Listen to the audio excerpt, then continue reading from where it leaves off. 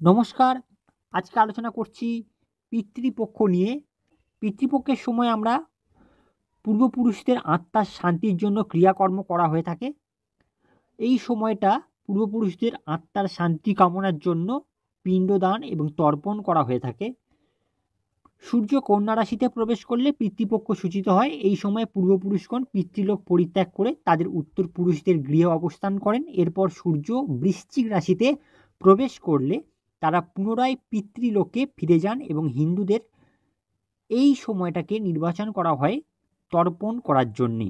যেহেতু এই সময়টায় কোনো শুভ কাজ করা উচিত নয়, দক্ষিণ ও পশ্চিম ভারতে ভাদ্র পূর্ণিমা তিথিতে এই পক্ষটা সূচিত হয় এবং সমাপ্ত হয় মহালয়া অমাবস্যায়। মহাভারত অনুযায়ী দানবীর কর্ণের মৃত্যু হলে তার আত্মা স্বর্গে গমন করলে তাকে স্বর্ণ ও রত্ন খাদ্য হিসাবে প্রদান করা হয়েছিল। যখন কর্ণ ইন্দ্রকে এর কারণ জিজ্ঞেস করেছিল, তখন ইন্দ্র বলেছিলেন যে কর্ণ সারা জীবনই স্বর্ণই দান করেছেন, তিনি পিতৃগণের উদ্দেশ্যে কোনোদিন খাদ্য প্রদান করেননি, তাই স্বর্গে তাকে স্বর্ণই খাদ্য হিসাবে প্রদান করা হয়েছে। তাই পিতৃগণের সম্পর্কে যেহেতু কর্ণ কোনোরকমভাবে অবহিত ছিলেন না, আর এই কাজ তিনি যেহেতু ইচ্ছাকৃতভাবে করেননি, তাই পিতৃগণকে সন্তুষ্ট করার জন্য এই সময়টাকে অর্থাৎ 16 দিনের জন্য তাকে মর্তে পাঠানো হয়েছিল পিতৃলোকের উদ্দেশ্যে অন্ন ও জল প্রদান করার জন্যে।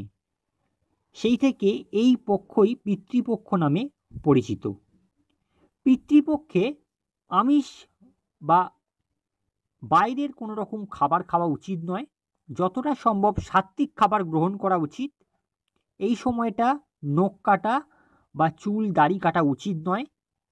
মিথ্যা কথা বলা, প্রতারণা করা, কারোর সাথে কটু কথা বলা, বিবাদ ঝগড়া এই সময় এড়িয়ে চলতে হবে এবং এই সময়টা নিজের কাম ক্রোধ লোভকে নিয়ন্ত্রণ করতে হবে।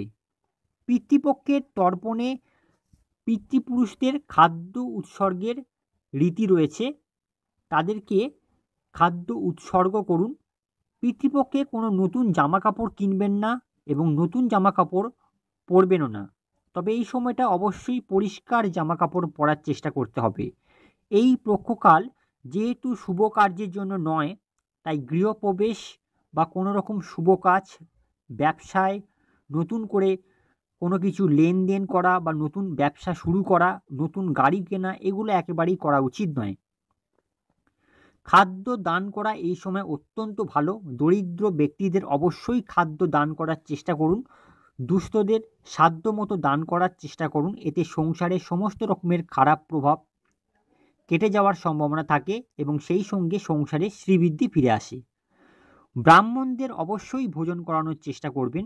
3 জন 5 জন আপনার সাধ্যমতো ব্রাহ্মণদের ভোজন করানোর চেষ্টা করবেন এবং ব্রাহ্মণদের যখন কোনো রকম কিছু দান করবেন তখন 2 হাতে দান করার চেষ্টা করবেন।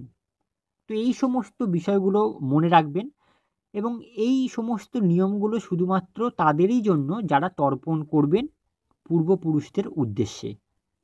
তো এই ছিল আজকের পিতৃপক্ষ নিয়ে মূল্যবান তথ্য। পরবর্তী ভিডিওতে নতুন কোনো বিষয় নিয়ে আলোচনা করব। আজকে এই পর্যন্ত। ধন্যবাদ।